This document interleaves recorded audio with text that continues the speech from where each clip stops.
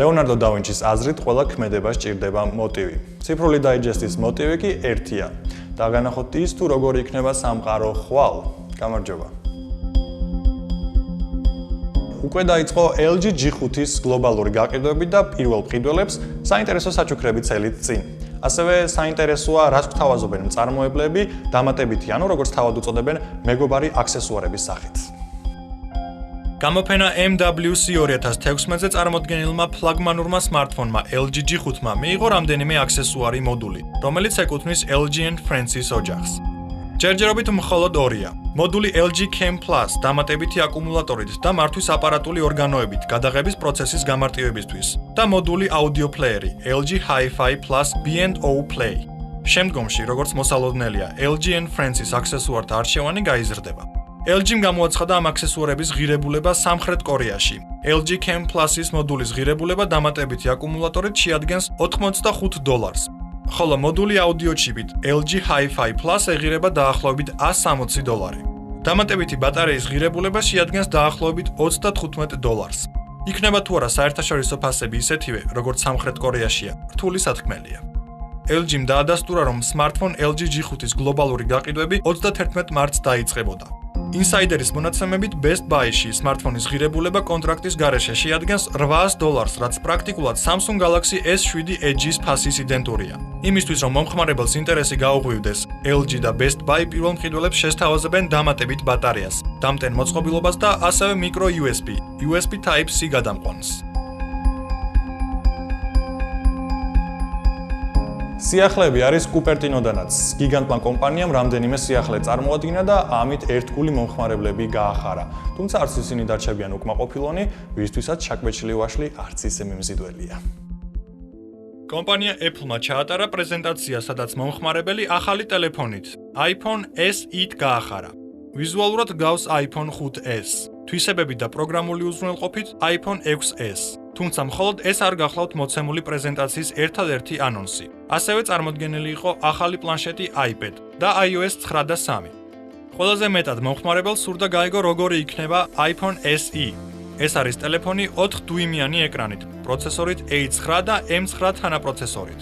ისეთივე პროდუქტიული, როგორც iPhone 6S და გამოიყურება როგორც iPhone 5S. ახალი smartphone-ი აღჭურვილია 12 მეგაპიქსელიანი მთავარი კამერით. წინა პანელზე განთავსებულ დამატებით კამერას გააჩნია Retina Flash.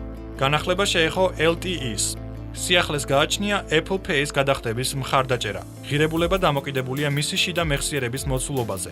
16 გიგაბაიტი $399 ამერიკული დოლარი, 64 გიგაბაიტი $499.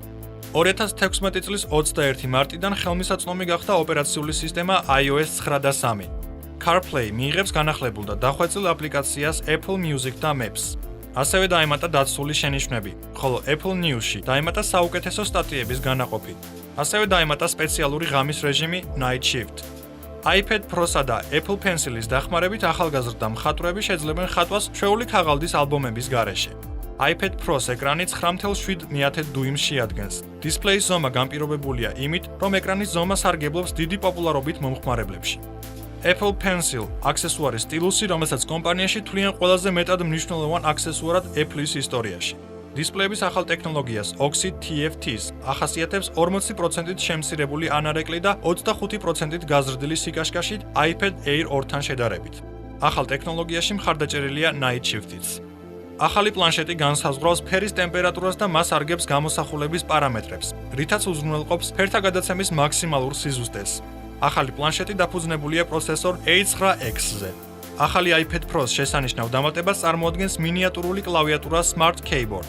iPad Pro აღჭურვილია 12 მეგაპიქსელიანი მთავარი კამერითა და ასეთივე selfie კამერით წინა პანელზე. მისი მახასიათებლების უმრავლესობა iPhone SE-ს მსგავსია. პლანშეტს გააჩნია 4K გარჩევადობის ვიდეო გადაღების მხარდაჭერა. iPad Pro 9 და 7 მომხმარებელს დაუჯდება $500-დან $900-მდე შიდა მეხსიერების მიხედვით. სიახლის გაყიდვები დაგეგმილია 31 მარტიდან. მაისის ბოლომდე ტელეფონის გაყიდვები დაიწყება 100 ქვეყანაში. ასეთი არის Apple-ის მიერ 2016 წლის 21 მარტს ჩატარებული პრეზენტაციის შედეგები. შემდეგ წელს კომპანია გადადის ახალ კამპუსში. არ არის გამორიცხული, რომ ეს პრეზენტაცია არის Apple-ის კაშკაშა ანონსების რიგში დამაგვირგვინებელი, რომლებიც მსოფლიომ ამ დარბაზში იხილა.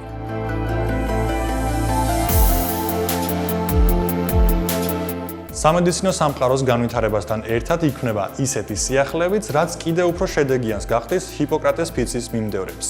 ამჯერად ამერიკელი მეცნიერები მოექცნენ ყურადღების ცენტრში.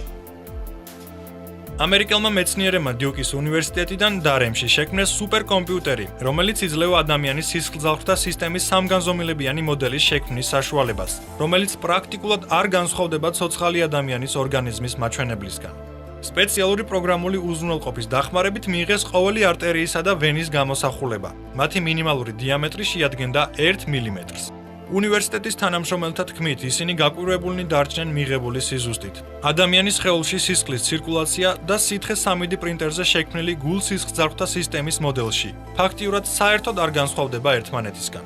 კვლევის ხელმძღვანელმა ამანდა რენდლსმა აღნიშნა, რომ მათ პირველად შეძლეს ადამიანის ორგანიზმის ასეთი რთული სისტემის ზუსტი ასლის შექმნა. მისი სტრუქტურა იმდენად კარგად არის დამუშავებული, რომ პლასტიკურ ძარღვებში სითხის გავლისას პულსაციის იმიტაციაც კი იქმნება. ამანდასგან მიღებული ინფორმაციის თანახმად მომავალში დიუკის უნივერსიტეტის მეცნიერები პროექტის შემდგომ ეტაპზე გადავლენ. დაიწყებენ იმის შემოწმებას, თუ რა გავლენას ახდენენ გულ-სისხლძარღვთა სხვადასხვა დაავადებების დროს ქირურგიული ჩარევები ზოგად სისხლის მიმოქცევის სისტემაზე. მაგალითად, ახალი მოდიფიცირებული სტენტები ანგიოქირურგიაში.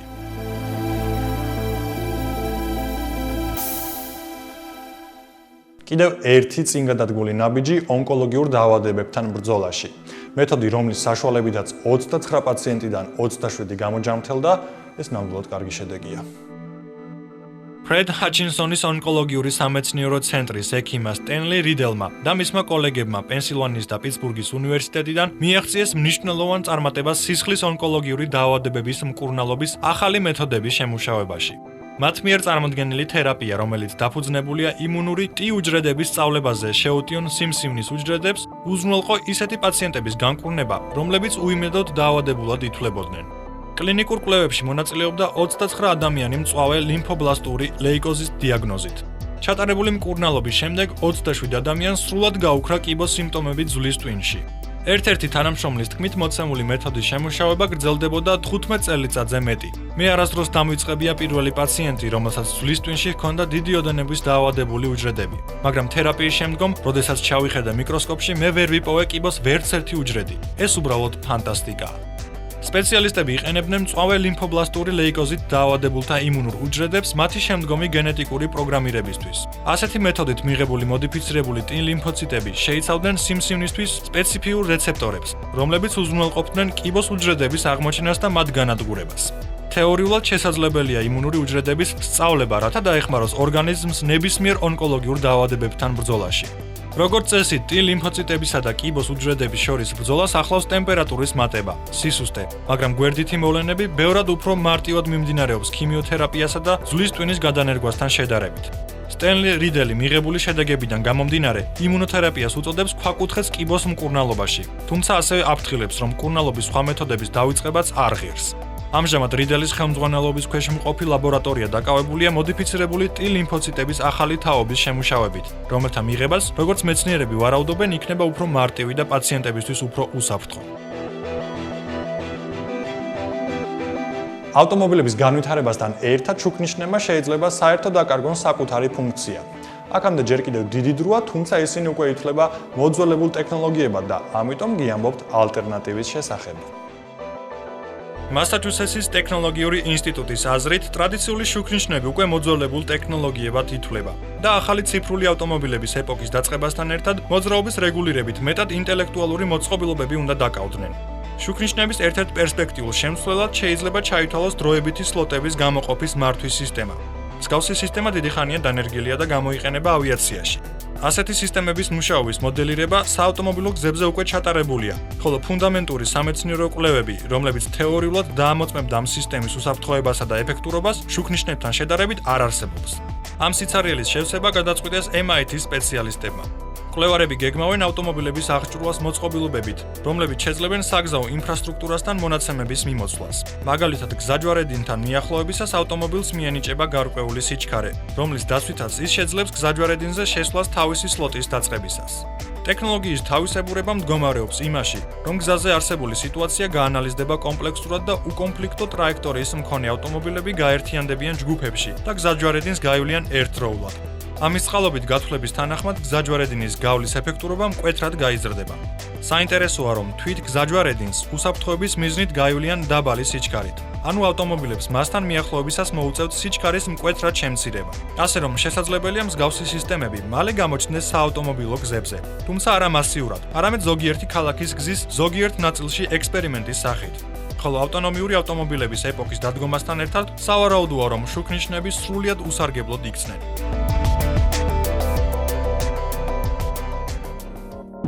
Microsoft-ის ხელოვნური ინტელექტის მქონე ჩატ-რობოტი Tay წესით უნდა ყოფილიყო თინეიჯერი გოგონას აზროვნებით. თუმცა ის შეიცვალა და გახდა ბოროტი, რასისტი და ჰიტლერის თაყვანისმცემელი.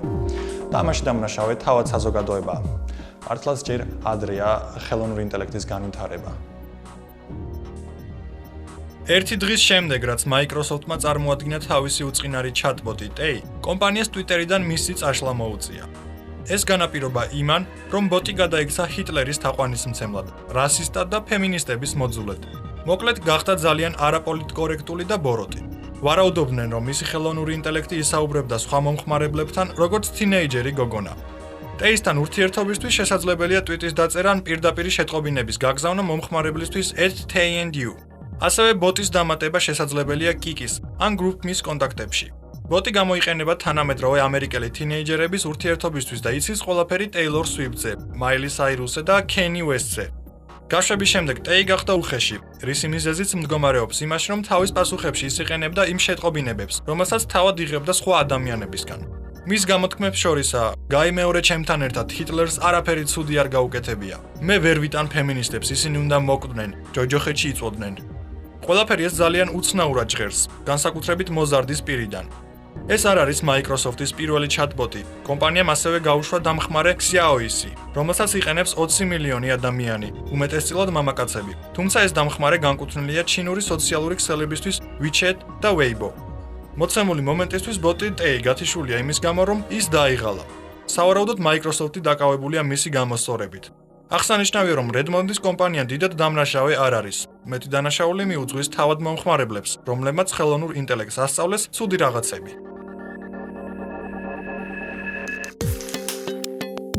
ძალიან ბევრს უყვარს იაპონური ანიმაცია, იგივე ანიმე. Ghibli კი ითვლება ერთ-ერთ საუკეთესო სტუდიად ამ განხრით და მათი ფილმები ნამდვილად შთამბეჭდავია. სტილი ორიგინალური და დახვეწილი. ტექნოლოგია, რომელსაც ეს სტუდია იყენებს, მალე ნებისმიერი მულტიპლიკატორისთვის გახდება ხელმისაწვდომი. პროგრამული უზრუნველყოფა Toons, რომელიც გამოიყენებოდა ანიმატორების მიერ ისეთი კლასიკური მულტფილმების შესაქმნელად, როგორიც არის Hayao Miyazakis პრინცესა მონონოკე, მალე ყველასთვის ხელმისაწვდომი გახდება. იტალიურმა სტუდია Digital Videom დადო ხელშეკრულება იაპონიურ კომპანია Dwangos-თან, რომლის თანახმადაც იაპონური კომპანია შეძლებს შექმნას და გამოუშვას ინსტრუმენტარიუმის უფასო ვერსია. ის მიიღებს სახელწოდებას Open Toons და განკუთვნილი იქნება საერთაშორისო ანიმაციური საზოგადოებისთვის. ინსტრუმენტარიუმი Toons შეიქმნა 1993 წელს. ის გამოიყენებოდა ხელით დახატული გამოსახულების ვექტორული გრაფიკის ელემენტად გარდაქმნისთვის. პროგრამის ბოლო ვერსიას შეუძლია ერთადერთი ნახატის სრულყოფილ ანიმირებულ თანმიმდევრობაში გარდაქმნა. სტუდიო Ghibli, რომელიც Miyazaki-მ დაარსა 1985 წელს, იყენებდა Toons 1995 წლიდან. ჩვენი მოთხოვნა მდგომარეობდა იმაში, რომ პროგრამულ უზრუნველყოფას შეეძლოს ხელით დახატული ანიმაციის კომბინირება ციფრულთან, იმისთვის რომ შეგვეძლოს გავაგრძელოთ თეატრალური ხარისხის ანიმაციის შექმნა, თქვა სტუდიო Ghibli-ის დამდგმელმა ოპერატორმა Atsushi Okuim. Open Toons ასევე ექნება სტუდიის მიერ შექმნილი ფუნქციები. ამიტომ მთელი მსოფლიოს მულტიპლიკატორები შეძლებენ ტექნოლოგიების გამოყენებას, რომლებიც გამოყენებული იყო Miyazaki-ის ყველაზე ცნობილი მულტფილმების შექმნისას. გარდა ამისა, Digital Video გეგმავს პროგრამული უზრუნველყოფის პრემიუმ ვერსიის გამოშვებას.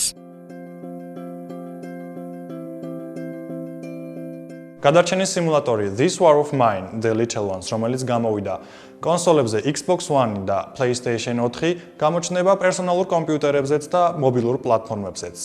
ნამეტანი კაი. თამაში წარმოადგენს რაღაც საშუალოს 2014 წელს გამოსული ორიგინალური This War of Mine-ის გაგრძელებასა და გავრცობას შორის. შეგახსენებთ, რომ თავდაპირველად პროექტი გაჩნდა პერსონალურ კომპიუტერზე, ხოლო მოგვიანებით Android-ზე და iOS პლატფორმებზე. ახლა კი განახლებული და გავრცობილი თამაში ბრუნდება პერსონალურ კომპიუტერებსა და მობილურ გაჯეტებზე. ჩვენ ჯერჯერობით ვერ ვასახელებთ რელიზის თარიღს, მაგრამ თვალი ადევნეთ სიახლეებს. წერენ შემუშავებლები Twitter-ზე. სიახლის ძირითად თავისებურებას წარმოადგენს ბავშვების არსებობა გადარჩენილებთა ჯგუფში. ისევე როგორც უფროსებს, მათ მოუწევთ საკვების, მედიკამენტების, წყლის და სხვა მარაგების დეფიციტთან შეგუება. არასრულწლოვანების არსებობა გავლენას მოახდენს გადარჩენის რეჟიმზეც. საჭირო იქნება არა მარტო რესურსებზე, არამედ ბავშვების ფსიქოლოგიურ მდგომარეობაზე ზრუნვაც. ომის საშინელებებისგან მათი დაცვა და ბავშვობის გარკვეულწილად შენარჩუნება. ჩვენ გადავწყვიტეთ ყურადღების დათმობა არა მარტო ომის დროს გადარჩენის რეალობისთვის, არამედ იმ ფაქტისთვისაც, რომ კონფლიქტის დროსაც ბავშვები რჩებიან ბავშვებად. იცინიან, ტირიან, თამაშობენ სათამაშოები და ხედავენ სამყაროს თავისებურად, ამბობენ ავტორები. გადარჩენაზე ფიქრთან ერთად, თქვენ მოგიწევთ საკუთარ თავში ბავშვის გაღვიძება, იმის გასაგებად, თუ როგორ უნდა დაიცვათ პატარები. მათი რწმენა და მათი მომავალი თქვენს ხელშია.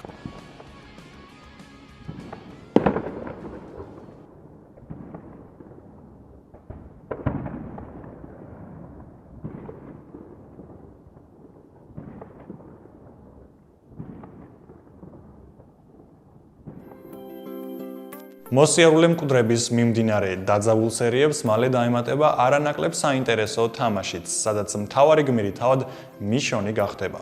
წინ ნამდვილად საინტერესო თავგადასავალი გველოდება. გამომცემლობა Mashable აცხადებს, რომ The Walking Dead-ის მესამე სეზონის პრემიერა წელს შედგება. ჟურნალისტთა თქმით, პროექტის შესახებ ახალ ამბებს შესაძლებელია ველოდოთ ამ წლის ივლისის 21-24 რიცხვებში Comic-Con 2016-ზე. ეს ცნობილი გახდა გენერალური დირექტორის კევინ ბრუნერის ინტერვიუდან. ის დეტალებს არ ჩაძიებია, მაგრამ აგვიხსნა, თუ როგორ დაიწყებენ სცენარისტები მესამე სეზონს. შეგახსენებთ, რომ მეორე სეზონში იყო რამდენიმე დასასრული, რასაც შეეძლო გაერთულებინა ამოცანა. ის თუ როგორ მოიქცევით ერთდროულად ყველა დასასრულის გათვალისწინებით საკმაოდ უჩვეულოა. ჩვენს მიერ ნაპოვნი გადაწყვეტა შეიძლება ჩაითვალოს ინოვაციურად თხრობის თვალსაზრისით, თქვა ბრუნერმა.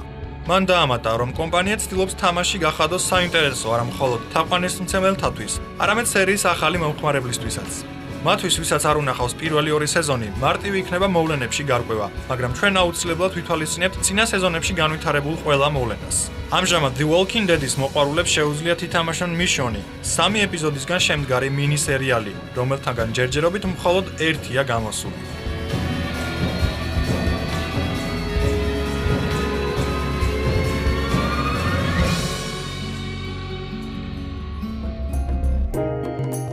უილიამ შექსპირმა თქვა, ჩვენ ვიცით ვინ ვართ, მაგრამ არ ვიცით ვინ შეიძლება ვიყოთ. ასევე ჩვენ არ ვიცით რას შემოგთავაზებს ტექნოლოგიური სამყარო. თუმცა ის ვიცით, რომ ძალიან საინტერესო იქნება. ამიტომ ერთ კვირაში ისევ შევხვდებით ერთმანეთს. ნახვამდის.